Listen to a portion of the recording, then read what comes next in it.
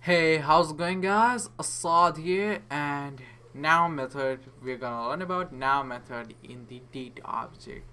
So what it does, it returns the number of millisecond escalated since the you know uh January 1st and January 1st from 1970.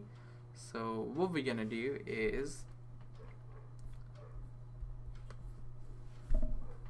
use the log to console.log and Date.now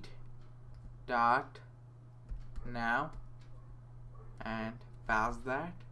When we do that, it's gonna give you the millisecond. Each time you refresh, you will get the millisecond of that particular time. So this is what it does.